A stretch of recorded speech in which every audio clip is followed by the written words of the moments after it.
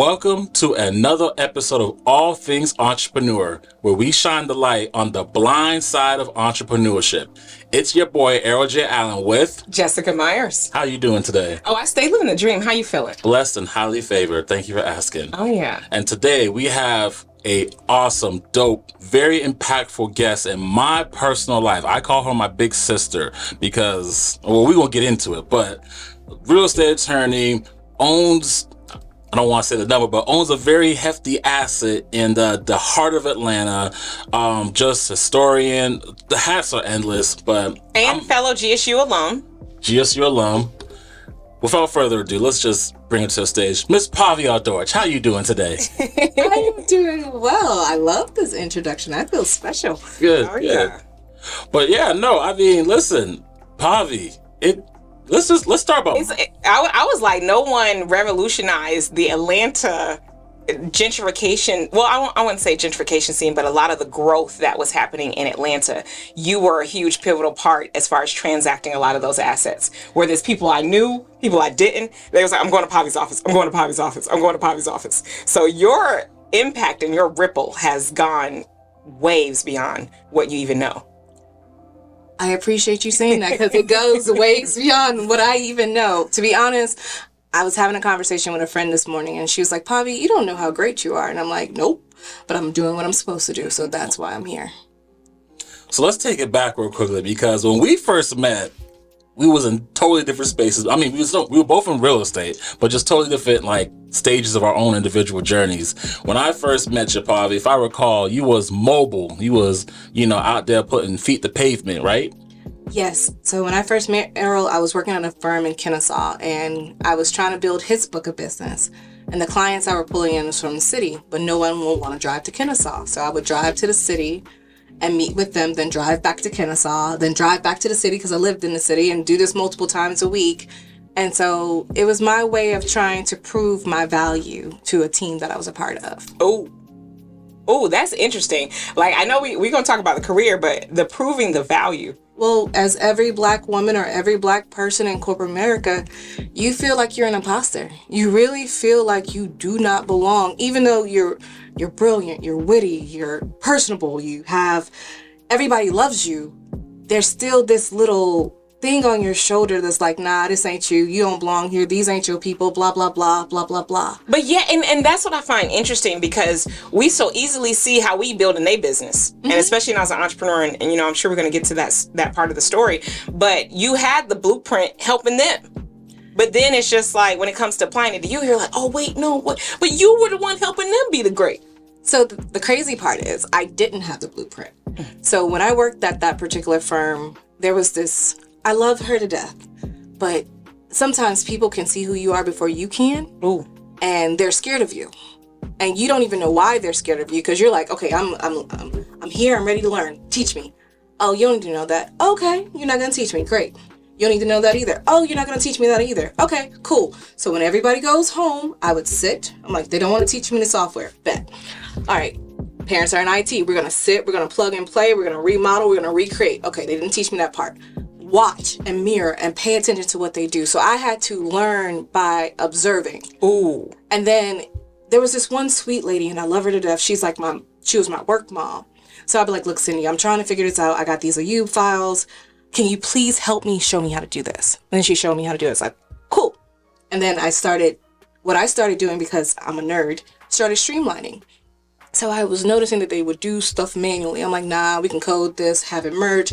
Here's a template, it'll merge it, submit it in, and it's done. So I started, like you said, revolutionizing, but not knowing what I was doing. Exactly. But there were still pieces that I didn't know. Because when we work for somebody, we assume that I can do this. And when I left, I'm like, I can do this. Not knowing those little nuances, the ones that will break me. Mm. And that's kind of what I wanted to talk to you guys about today, was those little nuances that broke me. And then it created this thing I call my stigma. Because yes, everybody knows the name of Pavielle Dortch, but that name comes with different meanings. So to the people I have saved and pulled out of the trenches where people said they couldn't do anything for, I'm a savior. Mm-hmm. To the people who listen to other attorneys or other investors who whose deal didn't work because the deal just didn't work. She's this, she's a fraud, she's a crook, she's this. So I have this stigma that this negativity is much louder than what my objective is, and what my real objective in my business is to heal the land.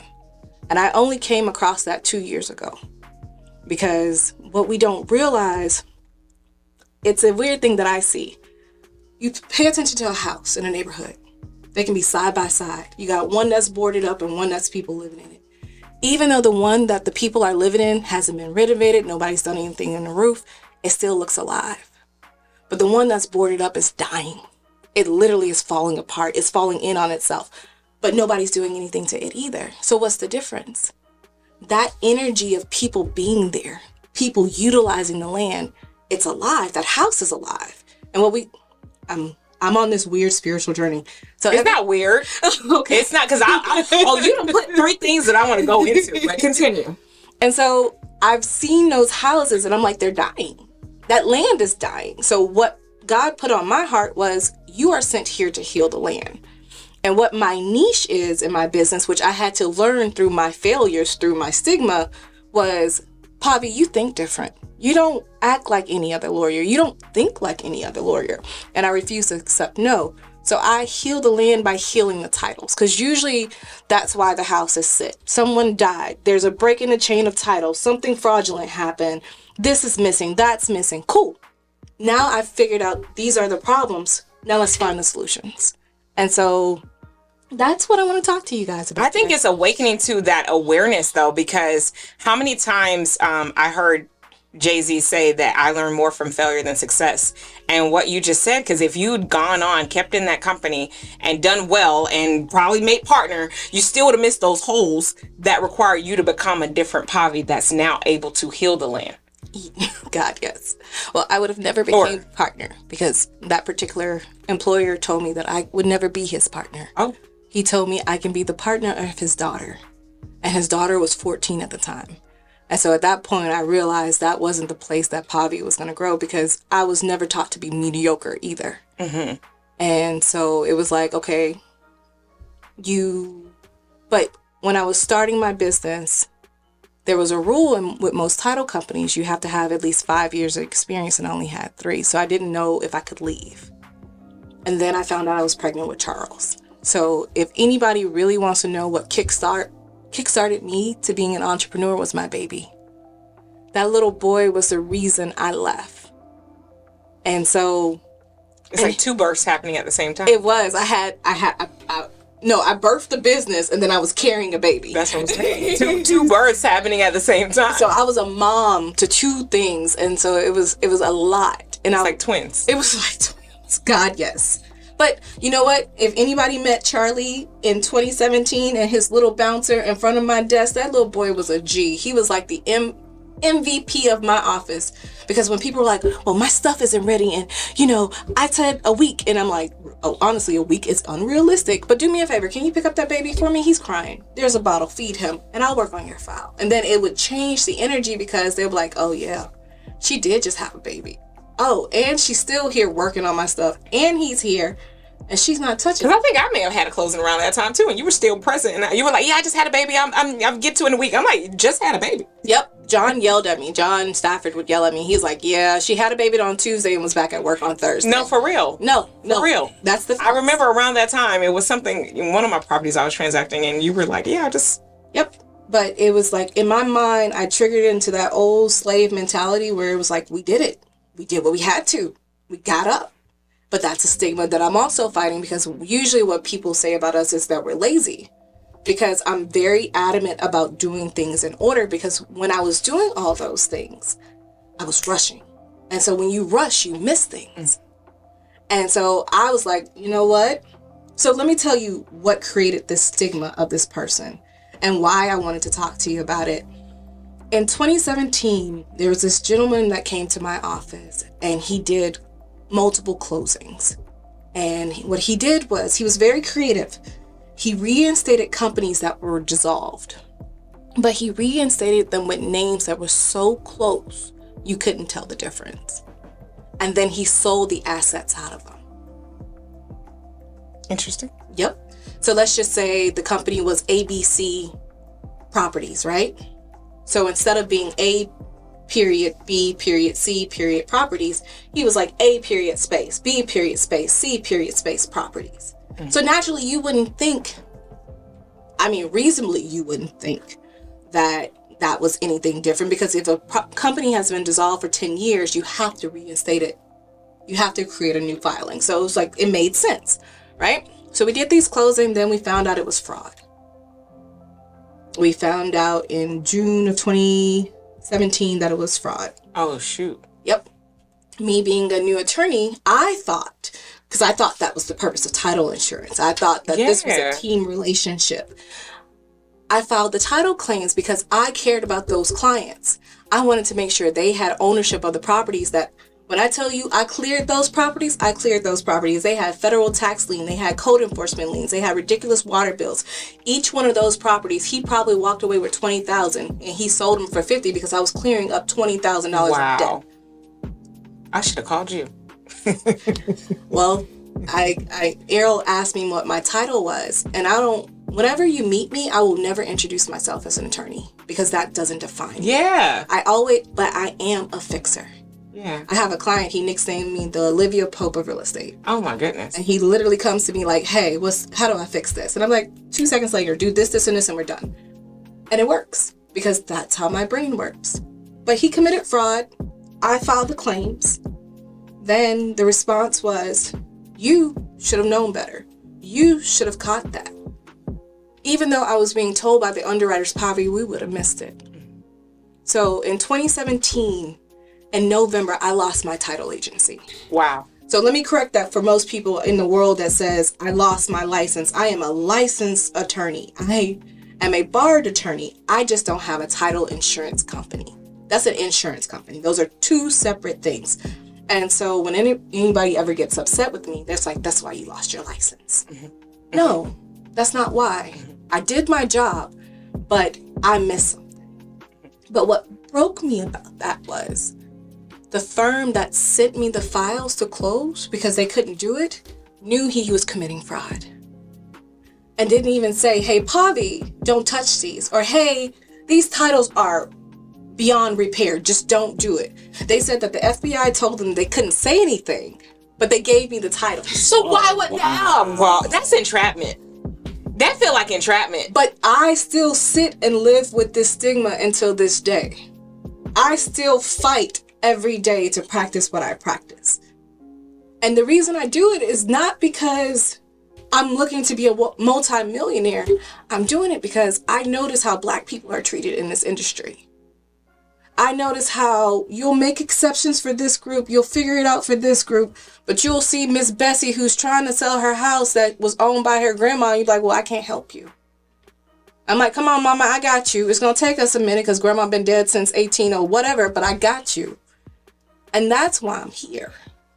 But that's what broke me in 2017. And when I tell you it broke me, it broke me. Oh. And so at that point, I had everybody's in the industry. Because that's around the time you just had a baby too. Yep, it was at the end of the year. I had Charlie in February. I was broken in December. Because that make you think, especially you do all this. Well, I mean, I don't know if you want to talk about the racialness of it. Like, you know, you do all this as sacrifice to help your community, and sometimes they can be the ones to tear you down. Girl, they are the worst. I'm not even like, they are the worst.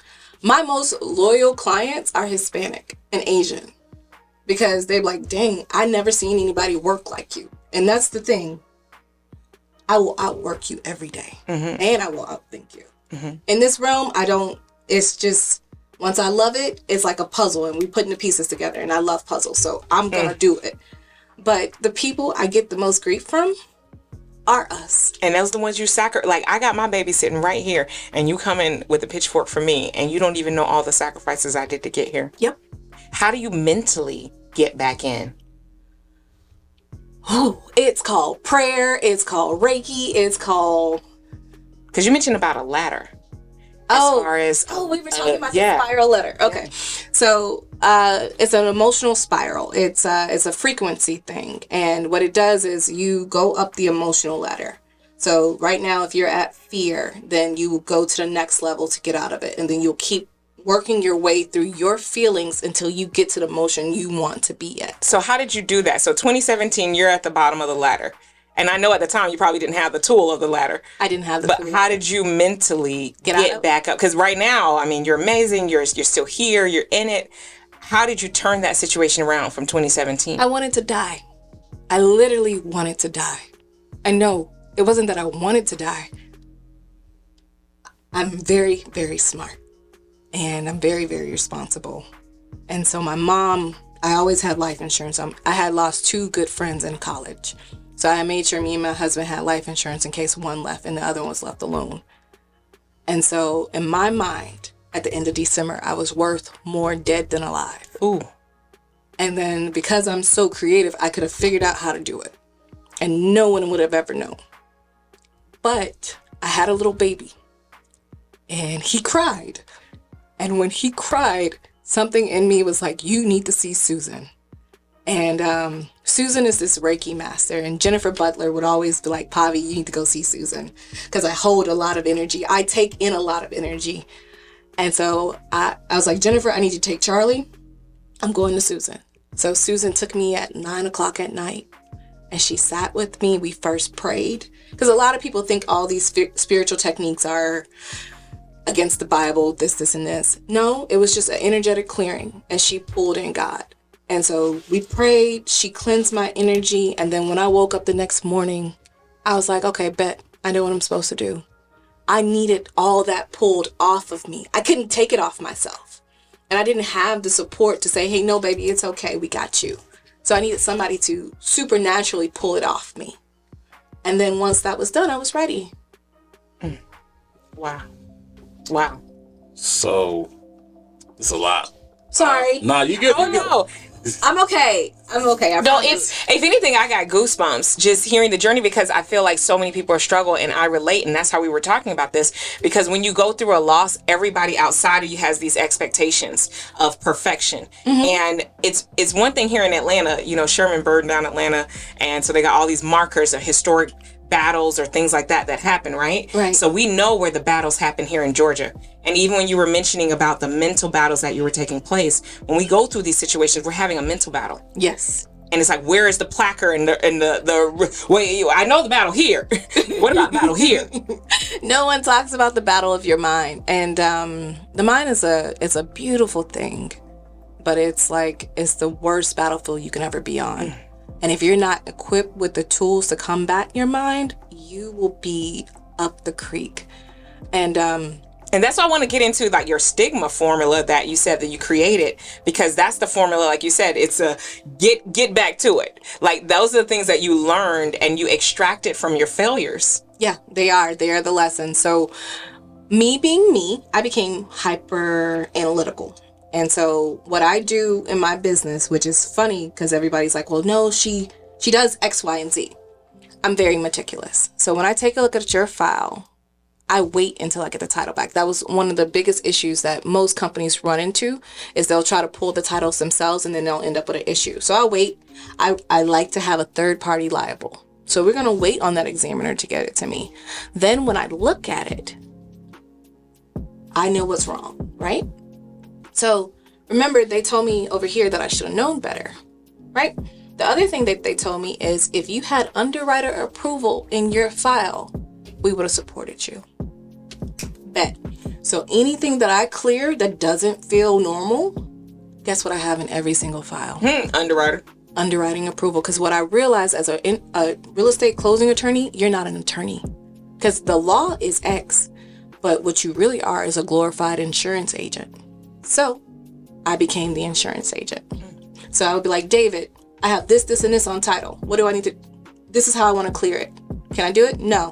What do I need to do? Because most people take that no and be like, it's not doable. We'll take the no. How do you do it? He's just, you missed this one step. Add this to it and you're clear. Bet. And imagine who would have quit just because they heard no. And it was just one more step. It's most people. I've had an attorney get mad at me because I was able to close a file she couldn't close. And I was like, you want me to show you how to do it? No, I don't want to know it from you. Okay, cool. Let's talk about that real quickly. Just like the attorney to attorney dynamics? Like, is it friendly sunshine and roses, or is it vultures? Everyone's out to get one another. You mess up, we gonna take your clients now. It depends on the attorney. It really depends on the person, because we're all people, right? So lawyers are pitted against each other in law school. That's just the nature of law school, right? That's not me. So even though Jim and Bob and John think I'm their competitor, Pavi operates on the principle as what's mine is mine and what's yours is yours. And so usually what happens with me is, say for instance, you had a deal and you're like, Pavi, I want to close with you, but the buyer wants to close at some John Schmo's law firm. What do I normally say? When a buyer closes at Joe Schmo's law firm, you probably do a dry signature here and then give everything over there. I'm like, let me send the title over to Joe Schmo's law firm so you can have a smooth closing. Ha! I mean, the title too cloudy. Let them try. Yeah. Or if it's not too cloudy, I'll send it. If it's too cloudy, I'll be like, look, let me fix A, B, C, D first. Let me get you under an insurance policy. Then go close it there. But normally I'd be like, I don't want it. Gotcha. It's not mine. Your buyer wants to be somewhere else. Your buyer's comfortable somewhere else. Get your deal done. Make your money. Because here's what I've also learned. I think Steve Harvey said it. His mom was like, you can never get a new car if you have that beat up car still sitting in a parking space. I can never get a good client if I have that beat up client still sitting in a parking space. So I'm okay with releasing clients. And trust me, they don't like to be released the way I release them. But I'm okay with releasing them because whoever was here, whoever came and filled their space was better. And sometimes we hold on to things because we have this mindset. Well, if I don't have this and I don't have this, I'm not going to make it. Trust me. Yes, you are. It's a walk of faith too, because some days you don't know where the money's coming from. You don't know who you're going to do a deal with. And then you get this deal in your hands where you're like, oh, so we got a probate plus we got to clear this. The probate's $5,000. The clearing is going to be an extra $2,500. That's on top of what I make as a settlement fee. Okay, cool. We got you. And the money is there. But we try to hold too tightly on things that don't belong to us. Oh, because you can't release and get at the same hand. Yep, you can't. Like you can't do both at the same time. Nope. So go ahead. Okay. So then let's talk about the journey right now, because you obviously acquired, and not many attorneys can say this. Like many attorneys, the building they operate out of, they probably rent it. But you took it one step further. You not only owned the building, you rent out the space and all that stuff. How did you acquire the building? In a prime part of an urban city. Yeah, prime part of Atlanta. Literally, like smack. Not far from the belt line, which is my favorite part of the belt line. You speak into existence those things that you want. So because before I decided to leave the firm I was trying to convince him to set up a satellite office. And he was like, well, give me a plan. So I planned it out. I said, I'm going to get an office space in the city that's only going to cost the firm $650 a month. This is what my operating cost for that space will be. This is what I'm looking for. Well, when I left, I'm like, I need an office space. But you already had your plan. But I had a plan. And I had written it down. I thought it was for somebody else, but it was for me. So I went on LoopNet. The office space that I found was for $630 a month. It had 2 rooms, and it was perfect. And so when I walked in that building, I felt like I belonged there. So when I was talking to the property manager, her name was Rusty, I was like, Rusty, if you guys ever decide to sell this building, I want it. And she's like, okay. So that was the first time we met. This is like, what, 5 years ago? Or what year exactly? I started renting at that building in 2016. 2016, okay. Okay, so then and then as more and more you read, you learn if you want something, you already have to possess it. So I'm like, how do I possess something I don't own? You clean it, you get in there early, you make sure it's okay.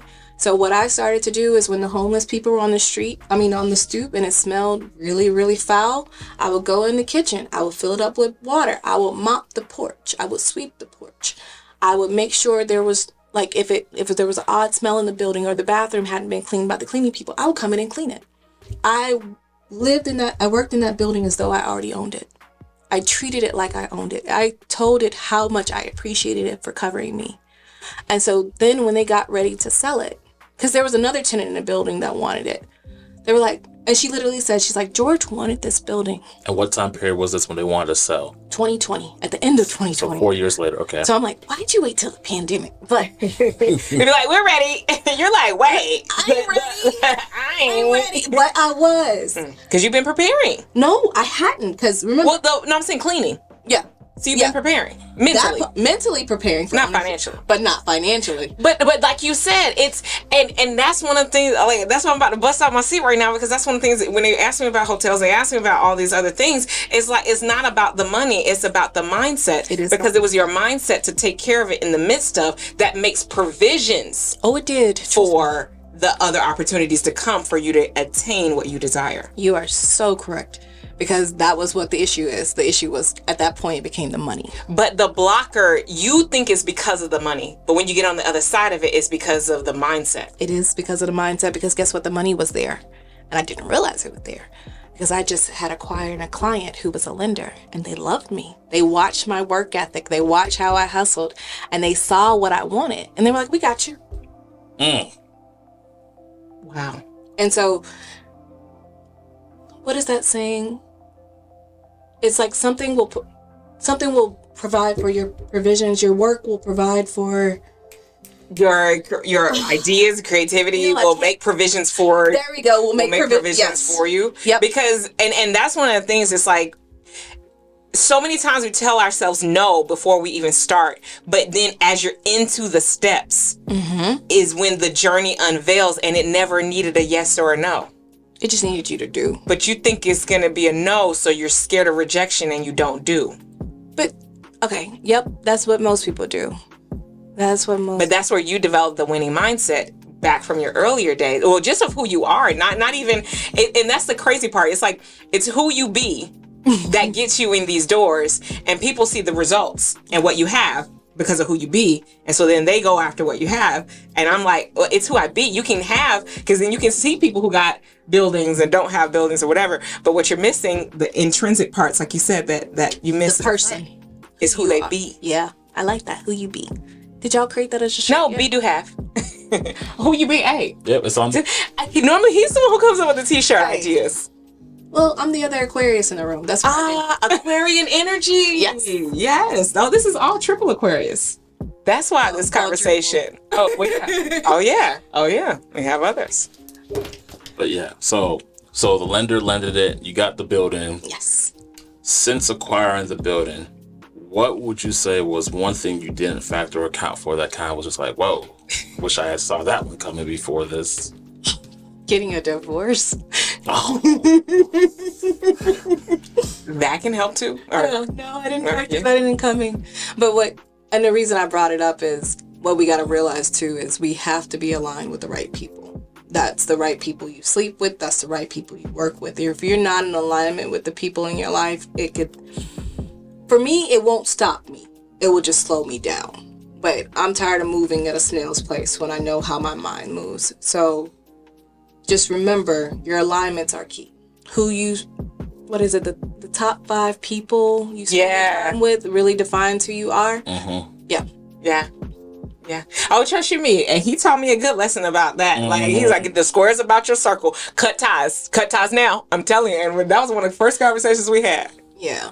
But actually, he was like, no, Pavi, don't get divorced. Don't get divorced. You? He was like... What? There's context behind it. Okay. A lot of context. Well, and a lot of context. Is different than a friendship. Well, it's a lot of context because I have 2 little people. I have a little boy who's on the spectrum, Charles, that little boy, my little G. And then I have my diva, Charlotte, who, when I tell you that is a 90-year-old woman in a 4-year-old's body, I don't know where that child came from. Yes, several times. So he was very concerned about my children. He wanted them to be well adjusted. And those are the things that you have to factor into what you value when you're doing this. Because what a lot of people do when they become entrepreneurs is like, oh, I'm going to make the money. It's about the money. But no, it's not. The money is not going to keep you in it. Because remember what I told you saved my life was a baby crying. Because remember, it was easy to get the money by not being here. But what kept me going was that little boy. And so it has to be bigger than what fills my bank accounts. Shout out to Charles and Susan. Yes, shout out to Charles and Susan. So, what would you say, and like just real estate terms, what would you say was the most impactful closing you have done to present date? Not for yourself, but like for a client. It's not done yet, but if I can do it, I feel like I've done them. I don't know, I work miracles on a regular basis. But there's two that come to mind. There's one that we finished, and there's one that we're working on. I'll tell you about the one that we're working on because it's not finished, and I'll tell you about the one that we did finish. The one that we're working on now, the lady has been dead since the late 1800s. No one has ever probated the estates. It was a property owned by two people. Well, because I pay attention to different facets of the law, I ended up probating her estate because the laws had switched where you can have guardian ad litem appointed for the deceased heirs. So we did basically 100-year family history search and built their family tree and are probating both estates. Like you manually connected dots on this. Me, LexisNexis and Ancestry and a little bit of what Billy gave me. Yes. I built the tree. I mean everybody. Genealogy. Girl, you should see how I can tell you what tribe you from and everything. Almost there. But yeah, no, that's what we do on a lot of our files. We end up building trees for people and then like, okay, so we need this person's child and this person's child, and then we can get this closing done. That's what's missing.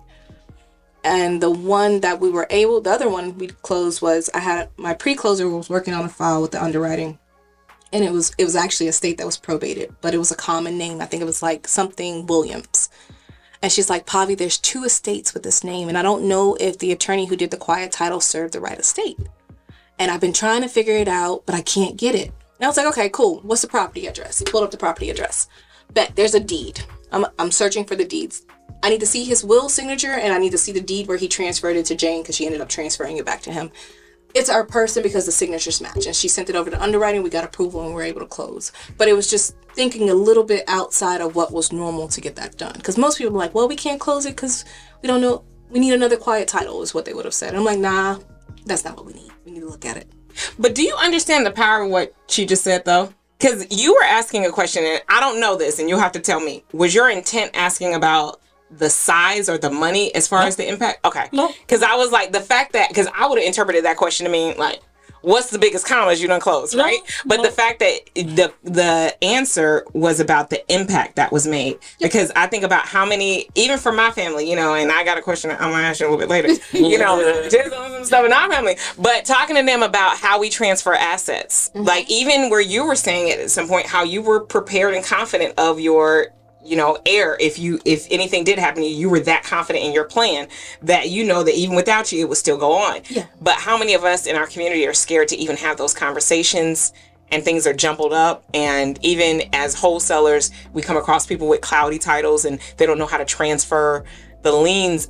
Transfer the titles and things like that. Impact alone, you're talking about generational wealth that can get passed down. Yes. Because if we keep having to start over every generation, you lose the momentum.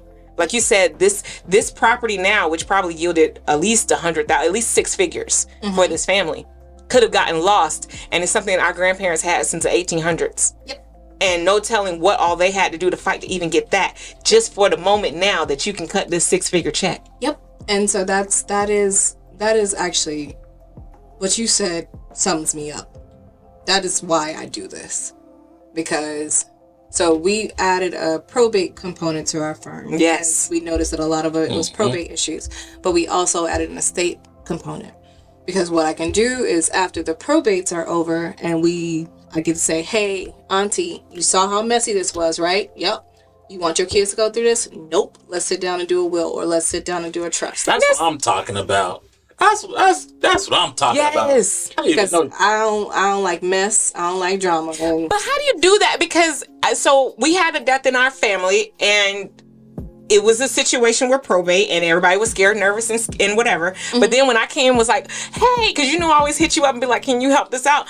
And they're just like, it's too soon. I'm too emotional. And I'm just like, but if you don't get this right when something happened to you, because it was the husband, and when the child ain't gonna have nothing.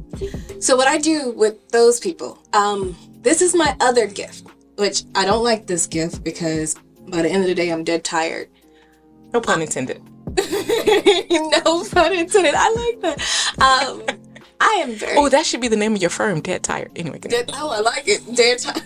it's a play on dead. That's the tired. probate, that should be Tired the of probate dead. section of her. Yes. Dead inside. I got Yeah, dead tired. Dead tired. But continue. I'm sorry. No, you're fine. I love it. God, I lost. Oh no, I know. Dead tired. I'm very empathic, and so, and I'll use an example of a closing I did when I was at my old firm. This old guy, he was refining his house because his wife died. He was a sweet old man. He looked like I think he was in his 70s, late 70s. And he was like, it wasn't the paperwork. It was his energy. And I was like, what's wrong? And he's like, I'm doing this because my wife just died. I was like, oh, okay. Well, let's talk about her. He's like, you want to talk about her with me? Like, yeah, tell me what made you smile about her. What made her great? Which made it easier for him to sign. But then we went through it. We went through the grief together. We cried together. I'm like, here, I'm taking as many tissues as him, because sometimes that's what people need. Like, I've done closings before at other firms, and it felt very sterile and very cold. And it's like, sign here, this. Wire, money. Yep. Okay, all right, great. I'll get you your wire out.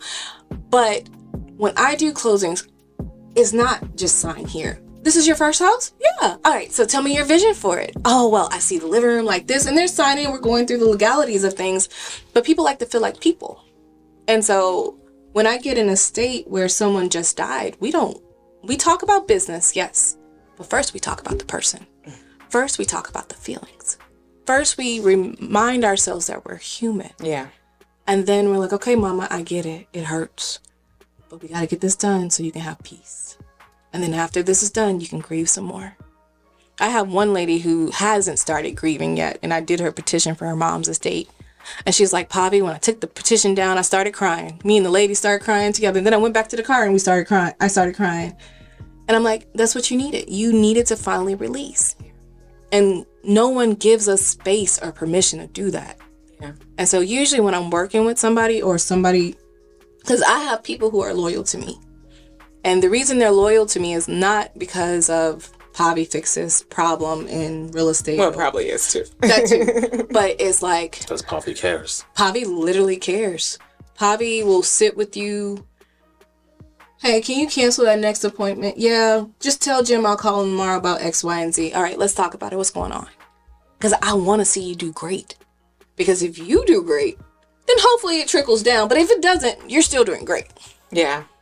I can't tell you how many times and I actually picked some of this up from you when I went to closings, and I would, have the seller there doing their thing. I built rapport to get them to the table, but, when I'm at the table, I'm just, okay, let's get signed and let's get it moving. Then I started asking questions like, so what's your plans with the money? Or what are you going to do with this? And that opened up more opportunities. I got that from you. You did? Yeah. I watched you do that with the, the buyers and the lenders, and I'm just like, why can't I do that with the sellers? Yep, and I do it with the sellers. So I built up private money investors off of that. I've gotten, Sean, I'm not going to say his last name, but you remember Sean? Yeah. I did that with Sean. That's how he gave me his other 5 houses. Oh. He gave me one house in Pittsburgh on McDaniel Street. I bought it, I fixed up, everything was good. And then I invited him to come out and see it. And stayed in touch with him and communicated, because I watched you, again, not a tactical thing, but I want you to see it. But that plays into the manifestation, because it goes back into non-action tells you no, but without unveiling what may be already in front of you. Like you said, the money is already there. Yep. Like when you start really diving into manifestation and the power of a vision and a plan, you see that everything changes, but nothing changed. Yep. Everything changes, but nothing changed. And the cool thing about my life is everybody literally walks to my door. And it's a joke we have in my office, but I've been working to apply for a new title agency. And good? Mm-hmm. Oh, sorry. Sorry.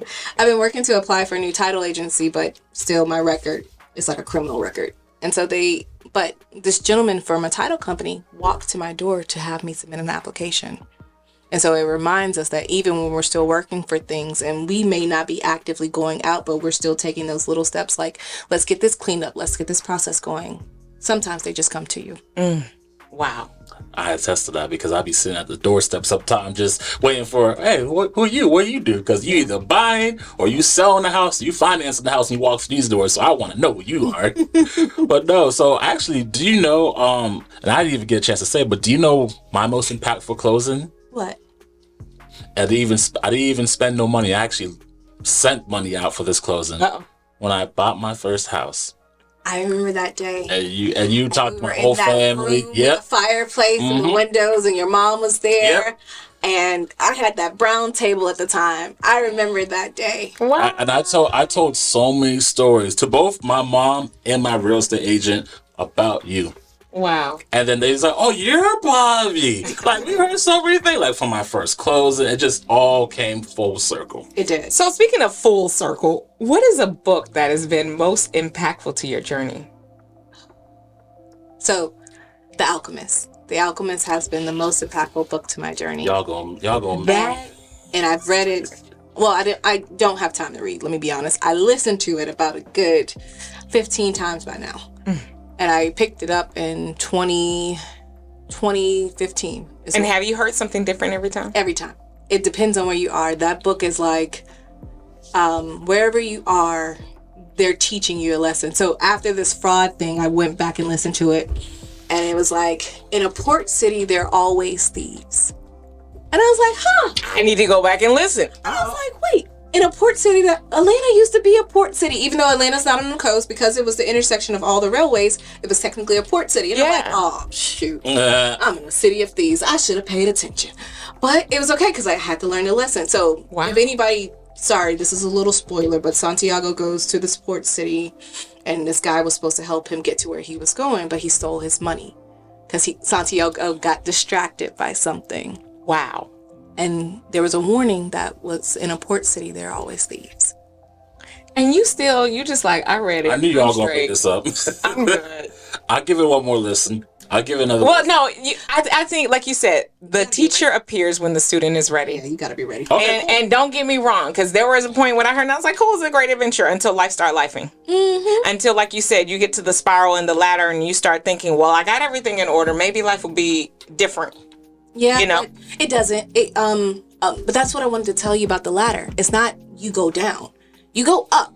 You always go up. But you're at a higher altitude of going up. So your down is different. Ooh. There's another great book. It's called Peaks and Valleys. Yeah. And so remember, you're going up these little mountains to get to this bigger mountain, but your down is still different because you're not going as far down as you went before. So it's a different, So that's what the bounce back get to be different. Yes, it's a different bounce back. Because trust me, I have failed. Honestly, I think I fail often.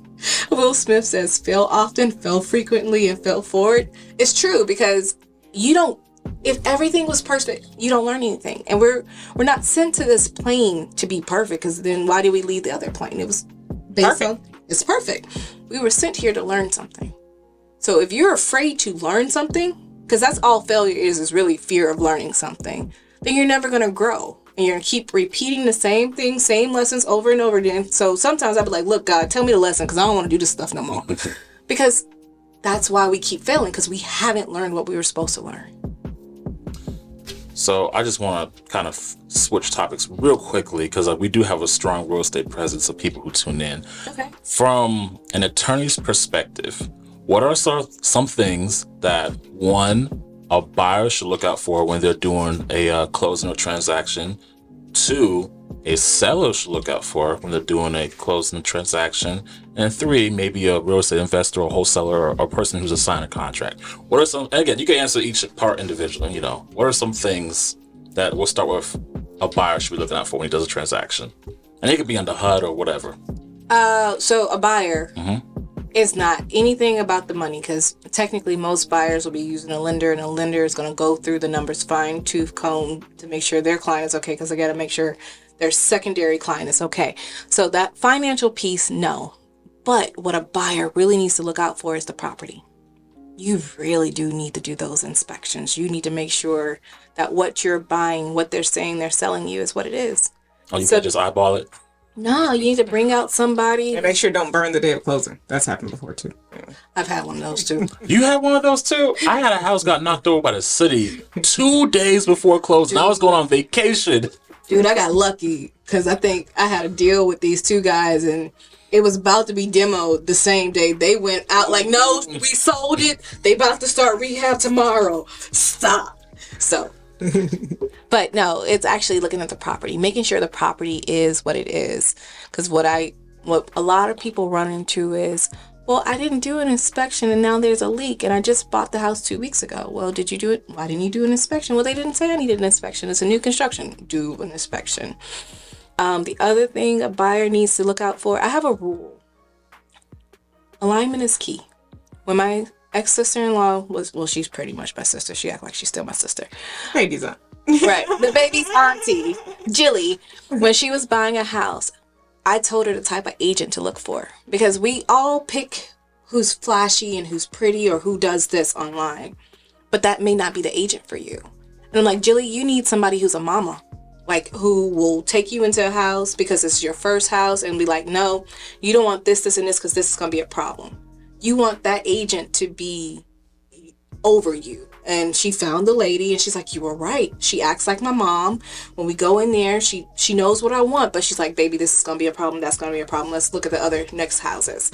So from a buyer, align with the right agent and make sure you do your inspections.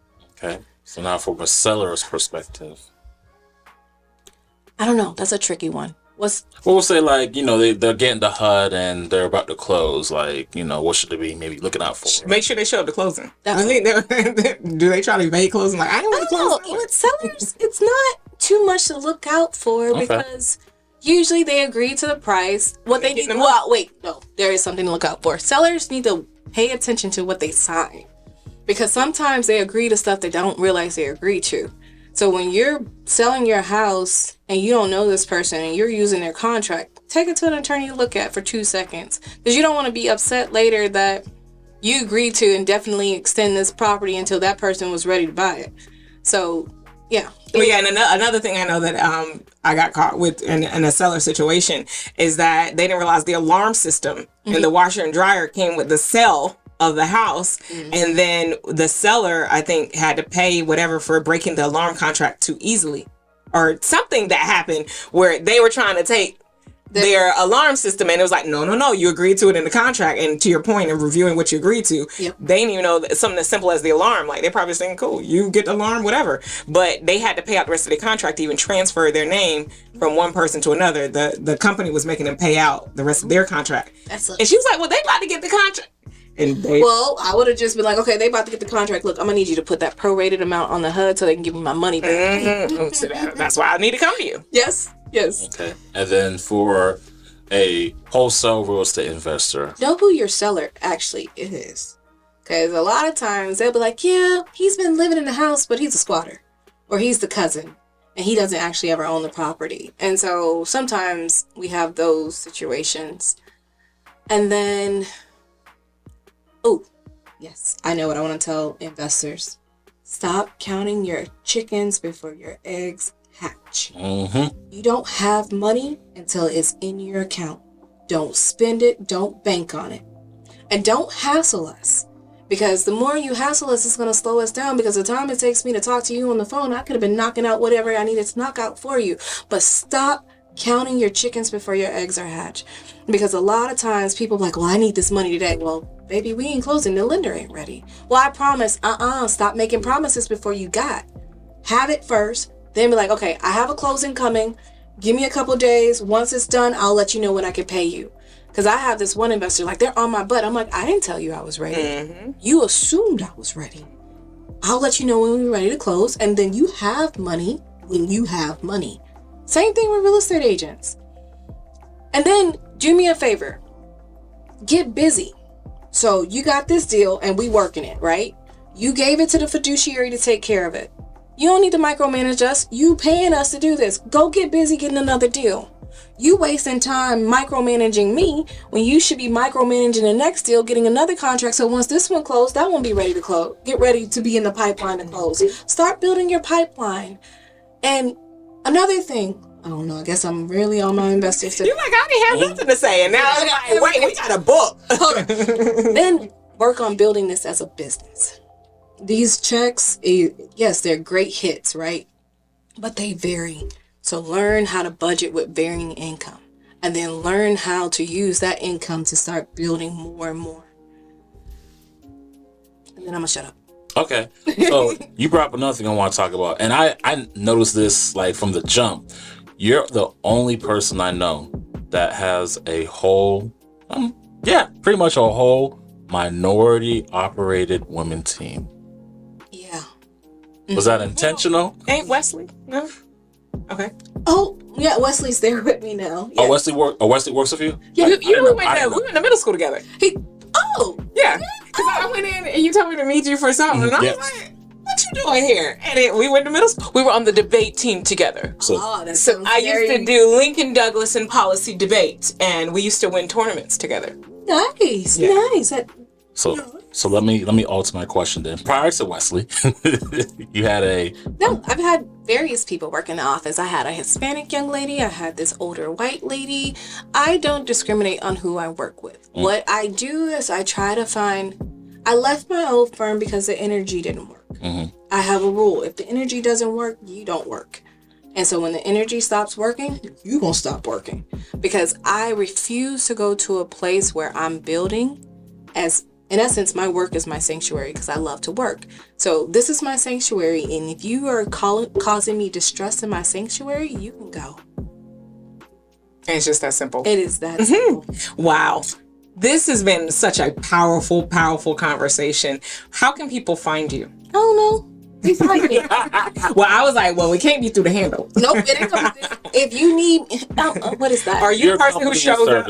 I'm like Nanny McPhee. If anybody knows that movie, like show up. I just show up. I show up when you need me, but when you want me, I ain't there. I think that was her quote. Yeah. That's interesting. That sounds very, I mean, not like exactly, but that sounds similar to when that Cat Williams interview with Shannon Sharp. He was like, listen, they know I'm coming. I know I'm coming. They go be there to, to receive it. I'm going to be there to dish it out. Oh, wow. Okay, so what about your company? Let's talk about where can they find that for your services and all that, real estate. So our office is located. You ain't got to get the address to your office, but, like website and all that. DorchLaw.com. DORT as in Tom, C as in Charlie, H as in Harry, LAW.com. Oh, C as in Charlie. I love it. I'm sorry for being sentimental. But any closing remarks before we, end this awesome talk and conversation? Yeah, this has really been powerful. The only person that is stopping you from being great is you. So make a decision. And when you make that decision, I promise you, the universe will conspire to give you the desires of your heart. And if you read The Alchemist, you'll know why I said what I said. I feel like this is a jab at me to read The Alchemist again. Well, no, you read it, so it's not telling you to read it. It's read it again. What you got out of it. But if you were in a different part of life, with me? No, what did he get out of it? What did you get out of it? I ain't gonna lie. I consume a lot of audiobooks, so I forgot that one. It was a blip. I think because at the time I was like, what? Because I was telling him it was the most powerful part of my life, and I was like, oh. I listen to so many audiobooks. Like I don't listen to radio, so. Yeah. But I think too, like it goes back to the part of the journey he's on. He's still on the hooray, and I think the book hits the hardest for people who. Well, I mean, you've gone through things in life. A lot of things. Yeah. But I mean, for me, because to me, what I got out of the book is relaxing and understanding that it's the journey. Like you said, it's only you stopping you. It's literally everything is you. Yep. Everything. And I think the difference probably is Errol hasn't hit that like rock bottom, like where do I go from here? Which we're not speaking on. 590 credit score, negative $50,000 in student loan credit card debt, living with my father, 2002 side of view because I didn't have a car. But you didn't read it then. Okay. So if you had read it then, you would probably pull something out of it. Okay. All right. Fair enough. Right now, like she says, you're still on the high. The teacher appears when the student is ready. Yeah. The teacher appears when the student is ready. And that's what I felt when he said that. I was like, okay, carry on. Mm-hmm. Carry on. Because when you have to be in that desert, and I've seen the desert and that storm that they describe, which is why I title, so I have a coaching program now and I call it The Perfect Storm. And I call it The Perfect Storm because I envision that moment when there he sat in the eye of that storm and all of the turmoil that was around him, yet the peace that was in the center. Yep. To find the journey within. Yep. And that It's like if you haven't, and that's what we mean. Not to you know. I ain't taking. Because hey, in kindergarten, that understanding what colors it's a challenge, right? But you can look at it and be like, "Well, I see it's blue," so I mean, it's not that big a challenge, right? But you know, in college, and when you get your doctorate, and when you get your JD degree, I'm sure it's a little different than picking colors in college. Yeah, I mean, in grade school, so it's just different. You know, parts of the journey that stretch you a little bit further. And so the book means a little bit more. If you read The Alchemist, go on and drop some comments about your takeaways and how impactful it's been on your journeys, just so we can. Because he can't even remember it. And we hanging out life on this. Yeah, I'm like, I even use the pyramid as an example. Like, people got to get ready to be there when you're ready. It's like the stones, the gems, the jewels, the tornado, and he looking like he talking about. So, like I said, if you read The Alchemist, go on and drop how it helped you out, inspired the tree, you. The tree was the most, because that's what I felt like. Like, now I get the advantage of 2020. I mean, 2020 vision, which, like, you know, they say hindsight is 2020. So the second you mentioned what you were, I know where you are now. Mm-hmm. So the second you started talking about your journey in Kennesaw, it was like, that was your shop. That was your crystal shop. Yep. Actually, no. When I look, we'll talk about it later. But when I tell you, yes, he was the shopkeeper. He was the shopkeeper. And I'm like, but you could do so much more. And he's like, nah, I'm good. This is good enough. But he was probably fine. He probably lived his life and died fine. But he would never be faced with a tornado and have that type of storm. Yeah. Actually, we can continue this. We'll just take it on the Patreon. So if you want to continue this talk we talk about, y'all gonna have to go to Patreon to see the rest. Well, with that being said, Jessica. All right. Thank you for tuning into another episode of All Things Entrepreneur. We hope you've been inspired, and more than importantly, we hope you take action according to the things that you saw today. As always, you know, you got it. Let's get it. Let's go.